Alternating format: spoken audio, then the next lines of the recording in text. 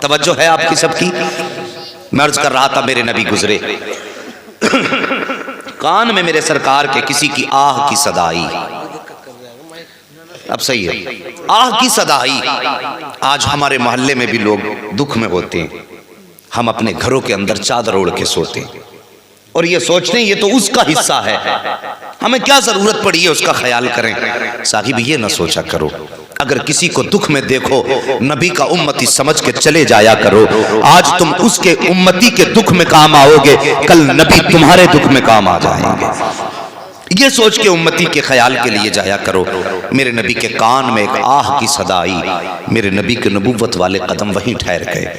قاری عرفان صاحب توجہ فرمائیں، اور ارباب منبر سبھی سے دعاؤں کا طالب ہوں۔ میرے نبی کے قدم ٹھہر گئے، سرکار نے غور فرمایا آواز کدھر سے آ رہی ہے۔ سرکار کچھ قدم آگے بڑھے، موڑ موڑا، ایک دروازہ نظر آیا۔ آقا کریم جب اس کے قریب ہوئے نا تو اس کم دروازے کے اندر سے کسی کی آہ کی صدا رہی تھی، کسی کی آہ کی صدا رہی تھی۔ میرے نبی قریب گئے، دروازے پہ دستک دی، آواز آئی کون؟ کہا دروازہ کھول۔ جیسی اتنا میرے نبی نے کہا، اندر سے آواز آئی آنے والے دروازہ کھلا ہے اندر آ جا۔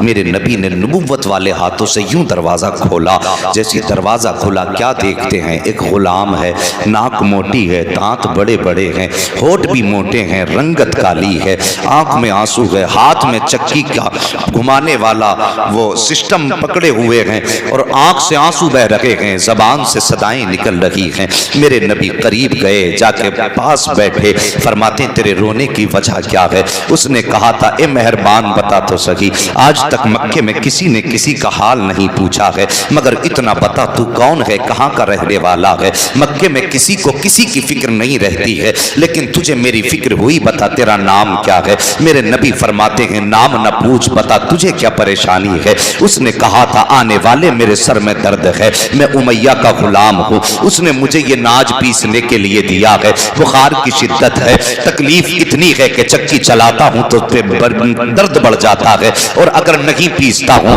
تو مجھے یہ خیال آتا ہے کہ اگر آٹا تیار نہ ہوا میرا مالک مجھے مارے گا۔ اتنا سننا تھا، نبوت والے ہوٹوں پہ تبسم آ جاتا ہے۔ میرے نبی مسکرائے، اللہ اکبر، پھر کیا تھا؟ یوں مسکرائے جان سی کلیوں میں پڑ گئی، یوں لب کشا ہوئے کہ گلستاں بنا دیا۔ میرے سرکار مسکرائے ہیں، اور مسکرانے کے بعد اپنی میرے نبی نے مزمل والی چادر یوں کاندھے سے اتاری، اتارنے کے بعد آپ نے آگے بڑھائی، اور بڑھانے کے بعد کہا تھا پہلے اپنا نام بتا، تیرا نام کیا ہے؟ حضرت عزیزان ملت اسلامیہ جیسی میرے نبی نے کہا تیرا نام کیا ہے؟ اللہ اکبر، رونے والے نے کہا تھا مہربان مجھے بلال کہا جاتا ہے، میرا نام بلال ہے۔ میرے نبی نے مزمل والی چادر عطا کی، فرمایا بلال لو اس چادر کو اپنے سر کے نیچے لگا لو، آرام فرما لو۔ اس نے کہا تھا مہربان اگر میں آرام کروں گا تو میرا آٹا کون پیسے گا؟ جیسے اتنی بات کہی ہے، میرے نبی آگے بڑھے ہیں، کہتے ہیں بلال آرام تو کر لے، تیری چکی آج میں چلانے آ گیا ہوں۔